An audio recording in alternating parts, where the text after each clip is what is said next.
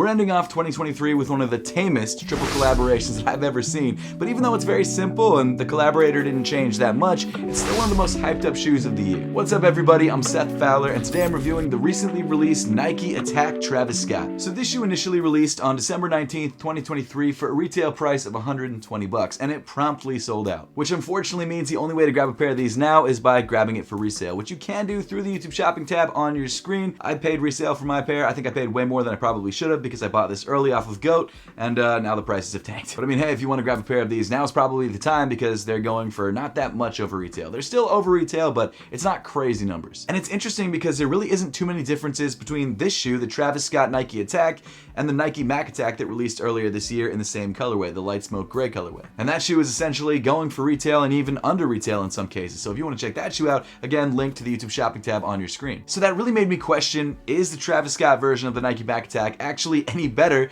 than the standard Nike Mac Attack in the exact same colorway? Let's find out. But before we dive into the sneaker itself, let's first take a look at the box, because on most Travis Scott sneaker collaborations, there usually is a special box. And while yes, this box is more special than a standard Nike box, it's exactly the same as a standard Nike Attack box. Now, I didn't do a full review on the Nike Attack on my channel. I don't know exactly why. I think it's just because I bought the shoe like 3 months late. So I guess just to give you guys an overview of the standard Nike Mac Attack box and now the Travis Scott Nike Mac Attack box, you've got this really interesting blue and black checkerboard pattern printed on the top of the box with the Nike logo in bright red. Now, interestingly enough, this checkerboard pattern is actually one of the defining features of the Nike Mac Attack, or I guess now the Nike Attack. We'll talk about that more a little bit later on in the video. So it does make sense that they feature this detail on the top of the box. The rest of the box comes in light gray, I guess light smoke gray like the sneaker. On either end, you've got these blue hits, I guess on the bottom half of the box, and then on one side, you've got the size tag. In my case, I grabbed a size 9, which is my true size, and the official colorway of this shoe, as you also probably could have guessed, is light smoke gray, black, white. Now, of course, we'll cover sizing later on in the video, so if that's something that you're interested in, make sure to stay tuned because it is coming up. In fact, I'll do a whole try-on segment of these shoes, let you know how they feel on foot. But that's pretty much all you get with the box. I don't think that there's actually an extra set of laces. I didn't check yet, which I should have. No extra laces. I just got a GOAT verification thing because I got this pair on GOAT. Another reason why I paid so much because I bought them for instant ship, and I think I paid like $500. So if you guys want to subscribe to the channel, that would be awesome. And it's annoying because the day after I ordered them, they dropped in price by like $200. So, but hey, again, you know, prices are great right now, so if you want to grab them, YouTube shopping tab. So getting back into the Travis Scott Nike Attack, this version of the shoe is not only very similar to the version that released earlier this year, the Quick Strike Light Smoke Gray version of the shoe, but also the version that released back in 1984, the OG. And for those of you that aren't familiar, this shoe is John McEnroe's signature sneaker. He was one of the most famous tennis players of all time, and also one of the most iconic because of his aggressive and argumentative nature. You cannot be serious! That ball was on the line! And what's actually brilliant about this shoe is not the shoe itself, but it's how Nike marketed the release. Essentially what Nike did is leak a Zoom call of John McEnroe and Travis Scott arguing over the name of this collaboration. Jenny's right.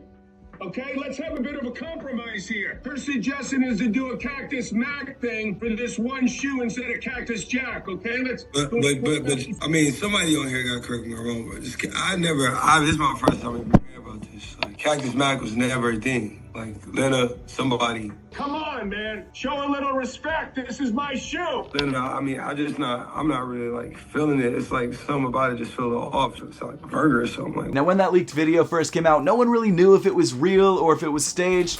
Turns out it's probably staged because a couple days later, there was this Instagram post by someone who apparently interviews celebrities, and he was talking about the Travis Scott altercation or argument or whatever it was, and John McEnroe was wearing full Travis Scott Nike Mac Attack gear. So looking back on it, it was 100% staged and all planned out and acted, but it was a great marketing strategy because it showed off John McEnroe's argumentative nature, the one that everyone loves him for, and it was funny. I actually thought it was a really funny way to go about marketing these sneakers, especially fabricating a beef between Travis Scott and John McEnroe, two of Nike's biggest, I guess, signature, I wouldn't say athletes, but signature personalities of the last couple decades. Not really a pairing that I would have thought of, but they came together to create a really cool sneaker, albeit very similar to the original Mac Attacks. And I'm actually really interested why they decided to take this route, the much more subtle and simple route. Usually when Travis Scott collaborates on a shoe, he heavily changes it up by adding colors that you don't usually see on a particular silhouette, or by adding materials that you don't usually see, and of course by turning around the Nike swoosh. In this case, looks like he pretty much just turned around the Nike swoosh. Okay, alright, there's other things that he did, but that's the main one. That said though, the Nike Attack is a great sneaker. I never had a pair growing up. I wasn't around in '84. I was born in '92, so I missed out on most of them. But from my experience with it over the last couple months, it's been a great sneaker and one that I really am happy to have in my collection. So it's definitely not the worst thing in the world to have a Travis Scott version of the shoe, which is essentially essentially the same thing with some very, very, very minor differences. Just dropped it. Stupid. So starting off around the toe of the sneaker, you've got this really soft, light smoke gray leather. I mean, from what I can tell, it's the exact same leather that they used on the standard Nike Attack in the light smoke gray colorway, so no real changes there, but still a nice detail because it's very soft, feels very premium. Might not actually be a premium leather, but it kind of feels that way. Then just above that, you've got this black mesh hit around the flex point of the toe. One thing that I didn't realize about this shoe until I actually got the original version, or the version from a couple months ago in hand, is that I always thought this was like a dark navy color. Turns out it's just black and gray. I don't know why I thought it was dark navy. Maybe I'm colorblind, I don't know. Until I actually got that pair in hand, I didn't realize it was black. But it's black and gray for anyone who's confused on the color. Not that there should be any confusion, that might have just been me, I don't know. And actually, interestingly enough, back when this shoe first released in 1984, all tennis shoes were like white, with maybe a black, maybe an accent color or something like that, but very, very simple. That's why this shoe was so groundbreaking, because of the color blocking on the shoe. It's crazy to say, but that was the main reason. Continuing back in the shoe on the lateral side, you've got these 5 perforated holes on that same mudguard that we just talked about. You've also got these sort of 2 finger details which act as eye stays on the sneaker, and just beneath that you've got more of that black mesh.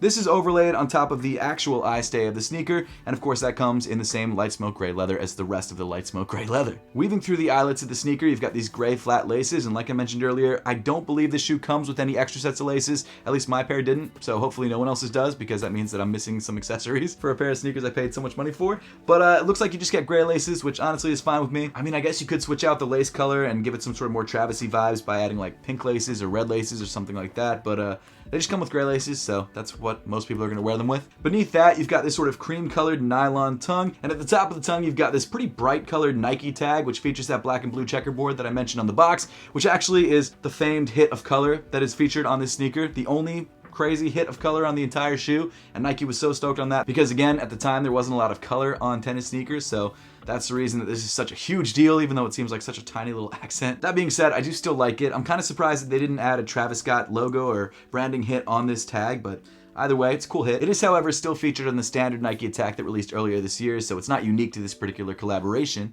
And then moving inside the sneaker, you've got this sort of fuzzy gray fabric sock liner, and rounding off the inside of the shoe, you've got a gray insole with actually no branding on it, which is kind of not normal for a Travis Scott collaboration. You usually have crazy branding. That kind of looks like they're both just plain gray insoles. That's weird. I don't know. I would have expected like a Nike logo or something on the heel, but it doesn't look like you get one. But I guess at this point in the video, we should take these guys outside, try them on, and see how they fit. All right, so I've got the Travis Scott Mac Attacks. I'm gonna try them on, see how they fit, and see if they fit any different than the standard Mac Attacks, which I know that they won't, but we'll try it anyway. All right, so yeah, no different from the standard Mac Attacks. They feel exactly the same. I would say generally true to size. They are a little bit narrow and they are kind of long, like not crazy long. Like my toes are still here. They're pretty much right at the front. They look longer than they actually are. They look super long, but they're not that long. But they definitely are a little bit narrow. So I would say if you have wider feet, maybe go up half a size. But if you have regular size or maybe narrow feet, go true to size, you should be just fine. But I'm not gonna lie, they kind of look fire on feet. Again though, if you wanna grab these, wide footers should go up half a size. Everyone else, true to size, should be just fine. Continuing back in the shoe, the mesh changes from a black to a gray, or I guess light smoke gray. I should just say light smoke gray for everything, because they're all light smoke gray hits. And then on top of that, on the lateral side of the shoe, you've got that classic backwards Travis Scott Nike swoosh in this very thin black leather. Just like with most other Travis Scott collaborations, on the medial side of the shoe, you have the standard Nike swoosh, this time around in black. In fact, if you just look at the inside of the shoe, it just looks like the standard Nike Mac Attack. No real differences there. I will say though, and maybe it's just the hype beast in me, but I do like the way that the shoe looks with the backwards Nike swoosh. I just think it looks cool. I don't know. Actually, apparently kind of Dennis Rodman vibes, because apparently, according to Dennis Rodman, Travis Scott stole the backwards Nike swoosh from him, which I don't know how that makes sense, because it's just a backwards logo from a company that you're collaborating with, but either way. And then moving around to the heel of the shoe, you've got this black leather panel around the top of the ankle with the Nike logo in gray. Just below that, you've got another light smoke gray leather panel, of course featuring the Travis Scott logo embroidered into it. It's actually the same on both sides of the pair. Usually on Travis Scott collabs, one is like the face, the other one has the Travis Scott or Cactus Jack branding. They both feature the Cactus Jack. Of course, just below that, you've got one final black leather panel making up the heel counter of the shoe. And then moving down on the shoe, you get to this bright white midsole, which does not feature air in it. It's just a standard sort of cup sole. And finally, rounding off the look, you've got this gray rubber outsole. And actually, the traction pattern on this outsole is super cool. You've got these squares and circles that make up the main tread. And then in the midfoot of the shoe, you've got that same sort of checkerboard pattern, debossed in, or I guess molded into the actual rubber. Very cool looking outsole. Probably great for the tennis court. I don't play tennis, so I don't know, but let me know if you do in the comment section down below. So getting back to the question, is the Travis Scott version of the Nike Mac Attack worth the extra money or the extra resale price? In my opinion, if you like Travis Scott, maybe? Genuinely, this shoe is almost identical. Literally the only changes on the shoe, at least that I can find, are the backwards Nike swoosh and the Cactus Jack branding on the heel, but that's it. There's no insole printing, there's no mention of Travis Scott anywhere else in the shoe. The box doesn't even mention Travis Scott, maybe the label does, but that's it. So like I said at the beginning of the video, one of the tamest, I guess, triple collaborations that Nike's dropped in a while, because this shoe is truly just a Nike Mac Attack with the backwards Nike swoosh. Now with that being said, do I like this sneaker? Absolutely, I love this shoe. I absolutely plan to wear this sneaker. It's very, very clean, very wearable. The colorway is awesome. I'm not a huge fan of John McEnroe. Like I said, I don't really know much about him, but I can respect his sneaker. And his sneaker is dope. It feels good on foot. It looks good. It is a little long, but it's a very cool looking sneaker that's super wearable, especially in this light smoke gray colorway. But hey, that's pretty much all my thoughts. Make sure to let me know your thoughts in the comment section down below. Again, if you want to grab this shoe or the standard Nike Attack for yourself, make sure to check it out through the YouTube shopping tab. Make sure to subscribe if you haven't yet, and I will see you all in the next one.